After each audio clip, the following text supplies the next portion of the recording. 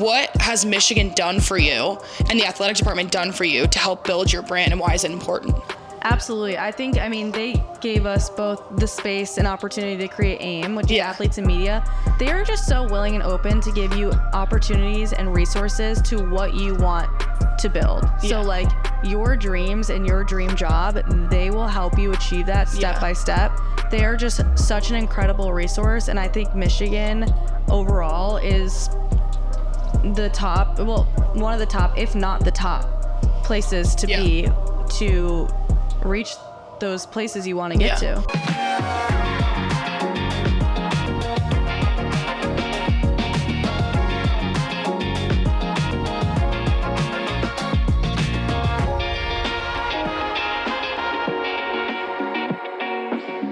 Welcome back to Hail to Her. I'm Haley Polk, and I'm here today with Ava Axelrood. I'm so excited to talk about her journey in Michigan, but also her NIL fitness journey and everything in between with social media. So welcome to the show, Ava. I'm so excited to have you. I'm so excited to be here.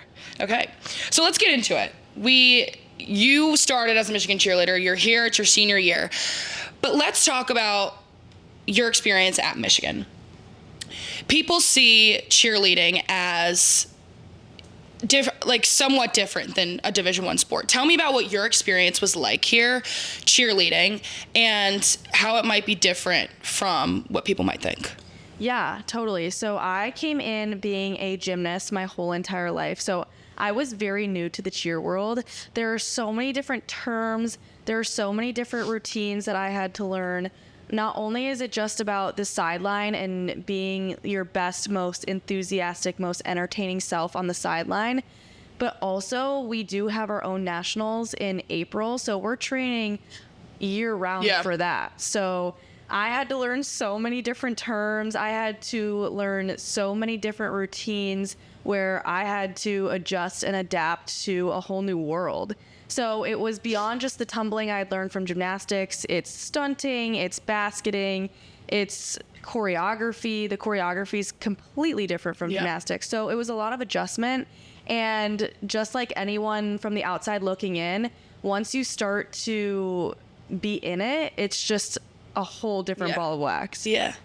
Do you see any differences in terms of resources or what your day-to-day life is like compared to other Division I sports, even at Michigan? 100%. So actually, the University of Michigan cheer team is not recognized as an NCAA sport. However, we do follow all NCAA guidelines because that's just how Michigan is across the board. So we follow all the NCAA guidelines, but since we are a non-revenue sport, we're not bringing in that money. We don't have a huge budget, and especially with the House settlement being passed and revenue sports allowing their players to be paid, such as football, we just don't have as big of a budget as we did when I started 3 years ago. Okay. All right, so let's get into what you're doing now, because you're more than a cheerleader, and we've talked about, your experience years ago. We obviously led Athletes in Media together, which was our club in the athletic department, and it was awesome. But I remember talking to you and being like, Ava, what do you want to do after school? And this was like your sophomore year, and you were like, I don't know, I want to get into social media, but I don't know how. And here we are now, and you've blown up on Instagram, TikTok, and everything, and it's been so cool to see you succeed in that way. But I want to know how it happened. Tell me about it. Yeah. Well, I have always really loved social media. I was one of those girls growing up where you're sitting in front of your desktop or your iPad, and you're like, hey guys, welcome back to my channel. Yeah. So I always knew I wanted to do something in that realm. Yeah. And fitness has always been a huge passion of mine outside of gymnastics, outside of cheer.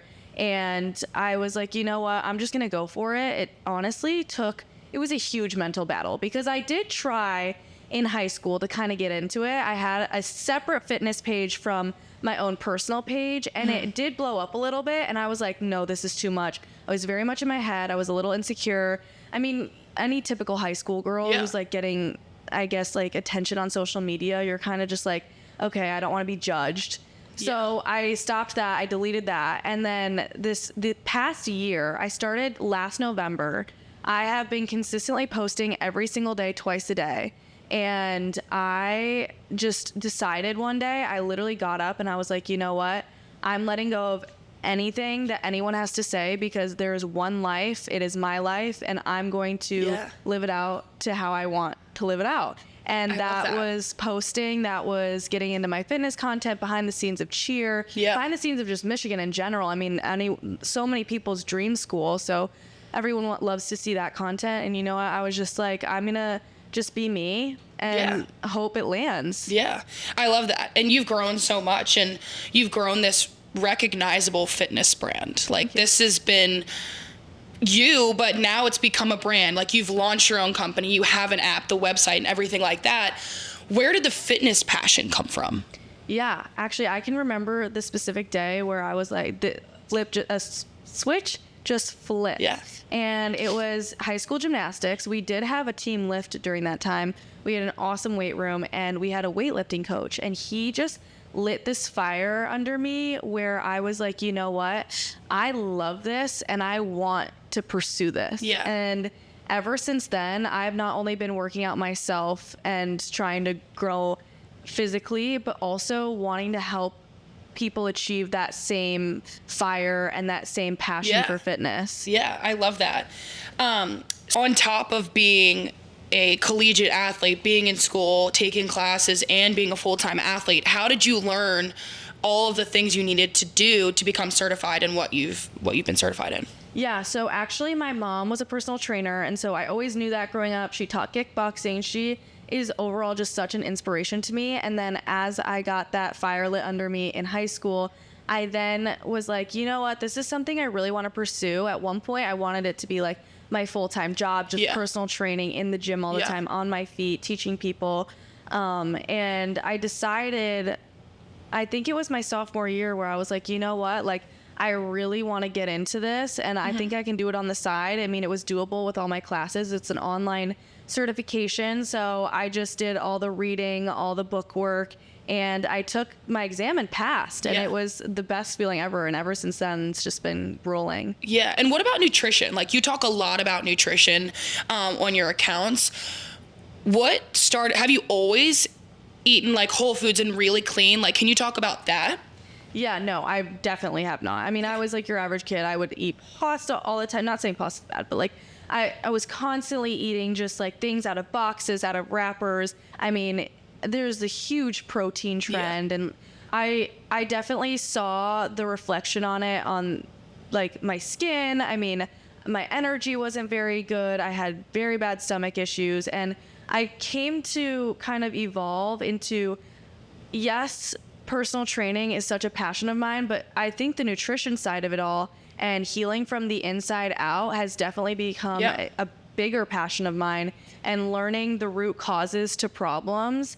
And I think a lot of it has to do with food. And so on top of my personal training, I then got certified in nutrition and wellness through the National Academy of Sports Medicine. Again, another online certification, but it's crazy the amount of knowledge you can learn that heals from the inside out just through food and your lifestyle. And I think that has been a huge turning point for me and the app.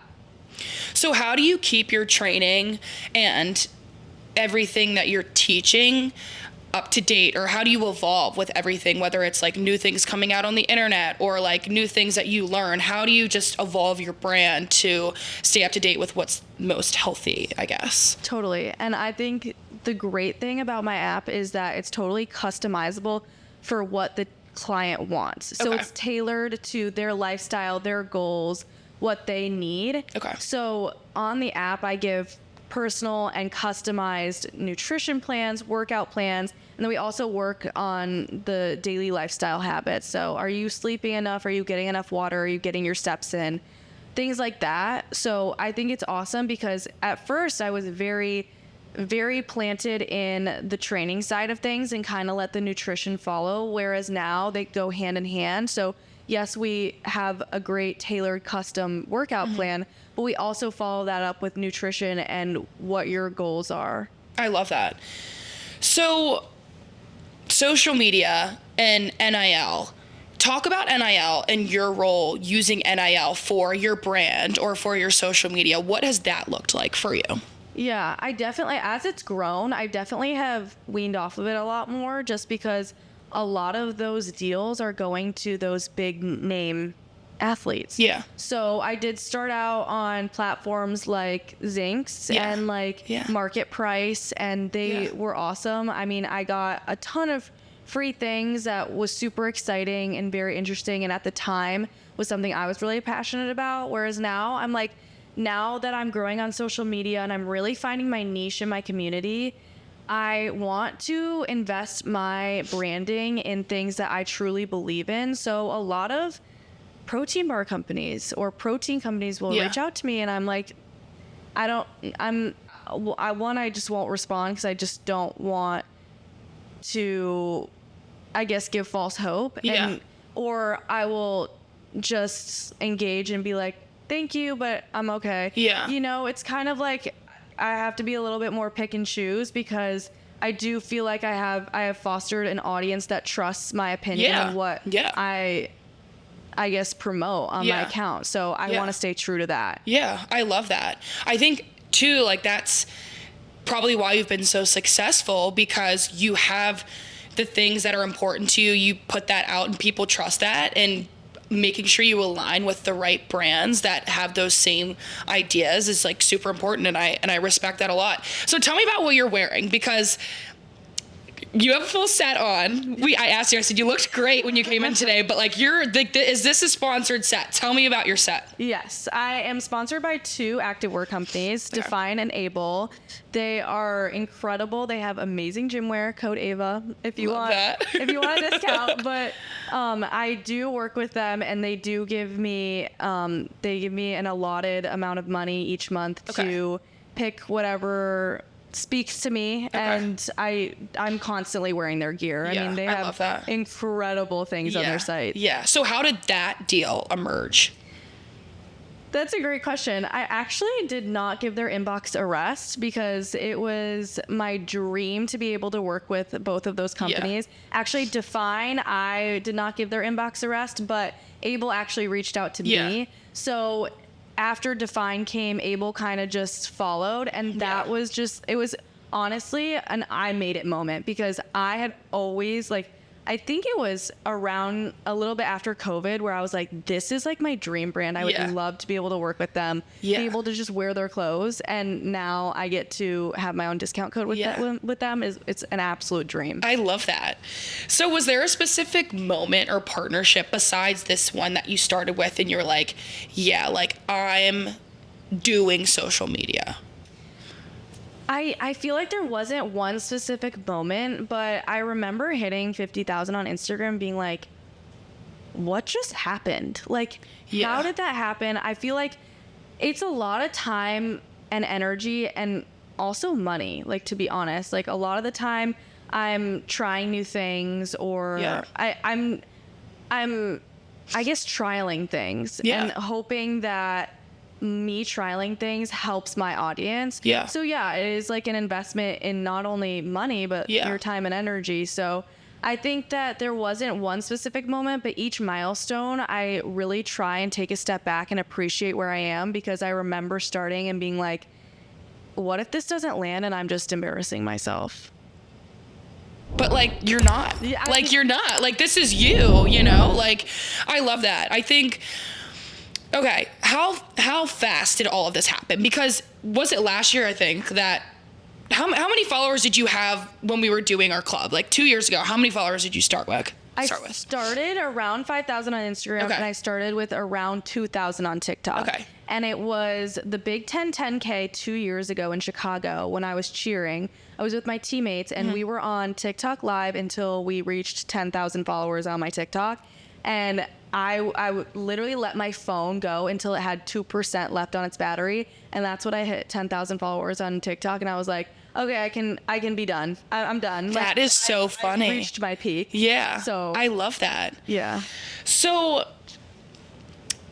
what do you think has made your audience gravitate towards you so much? How have you been able to build your following? Like, how how do you go from having 5,000 followers to what are you at now? 80? Yeah. How do you do that? Like what recommendations do you have to grow your brand and have people want to watch your stuff? Yeah. If I'm going to be honest, I think the thing that gravitates people towards me are my abs. If I'm going to be completely honest. That's what everyone wants, like everyone's striving to get a lean, toned physique. They want a dream body they're chasing, or even I have a lot of my content is tailored towards gut health, healing from the inside out, physical training. And I think a lot of people are looking for a lifestyle that fits them, and they're looking for people that they inspire to kind of like emulate what they're doing to get there. And like recipes and meal plans and shortcuts in that sense. But honestly, I will say the one thing that I feel like has really stuck with my content is just consistency. I've really let go of what people think. I will post when I look my worst and feel my worst. And I'm like, you know what?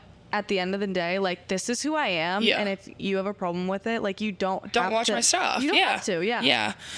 Okay. So what is going about filming and making content look like? Are you on your phone all day and like, oh my God, I have to film every moment of my life? Like, what is it like? I'm assuming it's enjoyable for you, but tell me what that is like. Like, what is making content and going about your daily life like? Yeah. As I've continued through this journey, I've really tried to find balance, because I was constantly on my phone trying to figure out what to film next, what's the latest trend, what's this, what's that. And now I feel like I'm really trying to create those boundaries so that I'm not caught up in the numbers or how a post is doing. All I really try and focus on is capturing my raw, authentic lifestyle. So sometimes it'll be like, I know I have a busy day tomorrow. I'm filming it and showing people a busy day in my life, because that's what some people want to see. Other times it's like, I'm going to film what I'm doing in my workout. And then other times I'm like, you know what? I want this workout to myself with my headphones on. I want to be bothered by no one, by no distractions. Just let myself go. Whereas like other days I'm like, okay, let's go to the grocery store and show this huge haul, because I'm about to spend money, and content is content, So I do kind of take it day to day, but I'm really trying to find that balance of like not letting content consume my life.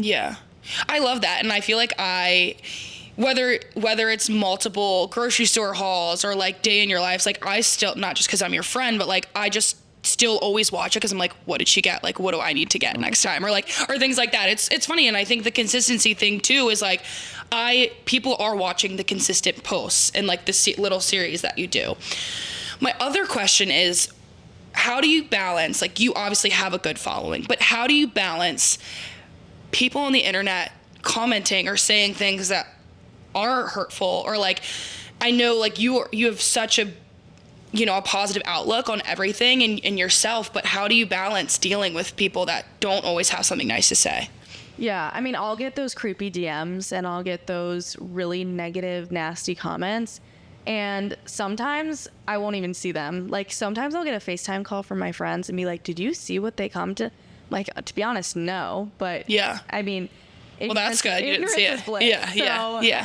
But other times it's like, if they have something nasty or an opinion I don't necessarily agree with, one, I won't engage, or two, I'll delete it or I'll block them. Like I've had some really creepy people DM me some weird things. And it's like, you're blocked. Like I will not be hearing from you again.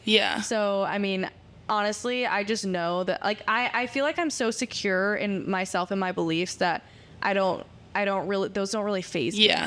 So what was like your reaction in the beginning of all this? Like, when you got the first hate comment and you're like, were you freaking out? Like, what was that like for you the first time? Yeah, I feel like most of it was like, I guess it's just hard for me to really take someone seriously when I don't know them or can't see them face to face. So I never really struggle with those. Okay. What advice do you have for a young female athlete or a female athlete of any age, honestly, that wants to get into the social media space? It's a great question. Honestly, I would say my biggest number one tip is just to let go. Because once I decided that no one's opinion is going to change my content, who I am, what I want to post, Yeah. I was able to really see the growth in my social media, and I let the passion fuel my commitment to it. And I knew this is something I always wanted ever since I was a little girl. Yeah. Filming my vlogs. Yeah. You know? Yeah. So honestly, just make sure this is something, one, that you want and that you're passionate about. Yeah. And two, just like not letting other people's opinions sway what you truly want and believe in. Yeah. I love that. What does your future look like for social media? That's a great question. I've been thinking that a lot as I'm approaching Senior? graduation. Yeah. So sad. That's crazy. It would be an absolute dream one day to make it a full-time job. As of right now, it's not attainable.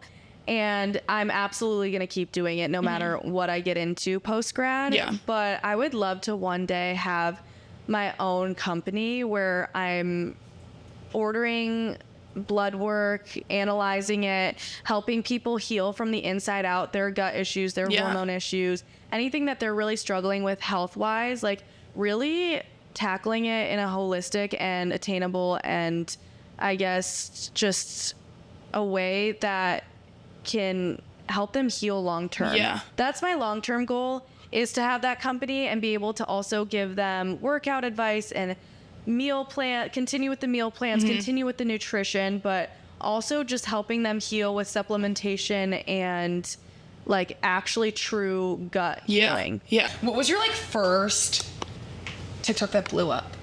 My Jesus plank with my brother. Wait, I literally just watched that one. Yeah. I literally did stalk you all morning. One that was like rage bait. Like people said some things in the comments. Yeah, I never read them. Yeah. I couldn't read them. But it wasn't like anything about you. It was like really like, it was about the name, like the Jesus plank. Yeah. So you didn't name it. Like, come on. Another thing I rage baited people with was when I took the receipt without my hands. Like I took the sweater, my sweatshirt, and like grabbed it with my sweatshirt instead of my hand. And I was like, it's like the film on receipt paper is like an endocrine disruptor, and like it can like sink into your finger. How do you know all of this? Well, I'm just, I'm going down rabbit holes constantly, but like, I'm like looking at non-toxic things and toxic swaps and whatever, and like somehow I find myself on that. So I made a video about it, and 15 million people and like saw it, and I was like, this literally took 2 seconds to film. Yeah. I put no time and energy into this, and it is like one of my most like watched videos. That's crazy. You know. So are you into like really natural like detergent and things like that? Like how, like besides food and things like that, like what does that kind of look like for you? Yeah.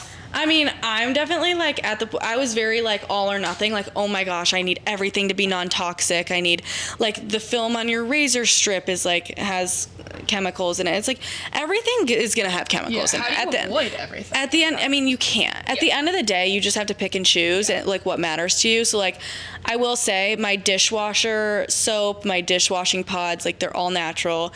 All my laundry detergent is natural. But it's like at the end of the day, you can't avoid everything. Yeah. Like I'm gonna wear activewear that is not 100% cotton because I love it. Yeah. Sorry. Yeah. But it brings me joy. Yeah. And it's like I think that the wellness space has become this like very performative space where it's like, oh, if you're not waking up at 5 a.m. and doing this, and this, and like I have done so many things. Yeah. And I only do things now that I think actually benefit me. Yeah. Like I don't do things for show anymore. Like me on my vibration plate in the morning, like it truly makes me feel different. So I'm absolutely gonna use it every morning. And what time? You wake up like really early, don't you? I do. I wake up at 6 across the board throughout the week. I woke up at like 4 for some reason. Well, I do teach a class at 5 a.m. on Mondays. Okay. So on Sunday nights, I'm going to bed at 8 and waking up at 4. But across the board, I'm waking up at 6 otherwise. Shout out Valor. Shout out Valor. Yeah. Polk Sponge.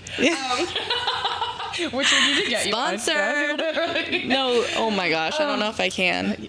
No, you have to. Are you into cold tubs? I used to be. Okay. In high school, my brother was like huge. What about like sauna? Love a sauna. Okay. Love a sauna. Okay.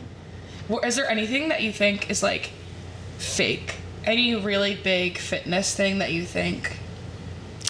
HIIT workouts. Controversial. Okay. Controversial, but I think HIIT workouts for women. Okay. For women, I don't think HIIT workouts. I have so many questions for you. When we're We can off camera, chat. I have like so many fitness things now that Yeah. post grad. Perfect. I got you, girl.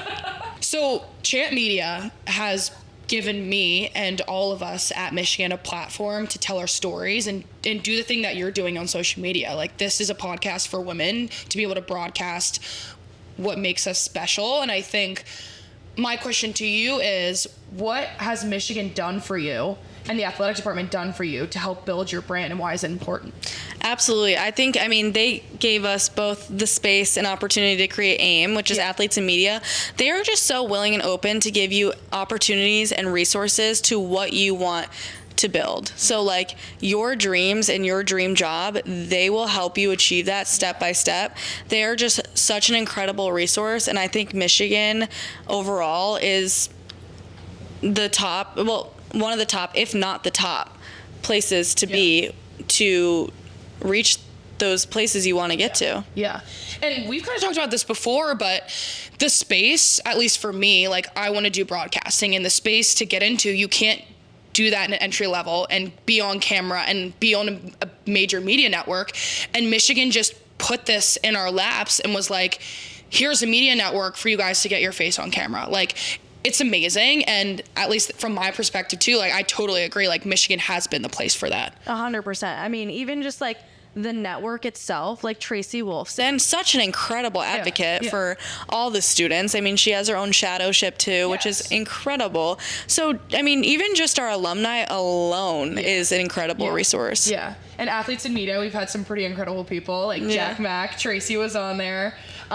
So yeah, like, literally, if there's not a resource, they'll make one for you. Absolutely. So, I love what you've done for, I mean, not just yourself, but the community that you've built, and to be able to have young girls look up to you and be like, I can look strong and eat like really healthy, or have cheat days, and like, it doesn't have to be this like perfect linear progression, but you've done so well with your audience because you've been so true to yourself, and it's been so inspiring to watch. And that's the biggest thing about Hail to Her, is being inspiring the next generation and showing people how to get into the space that you did. So it's been so amazing to watch, and I'm so happy to have you here. Thank you. You're the This best. is incredible, and I love getting to see you and see all that you're doing. This is incredible. Thank you. Give me a hug. Oh.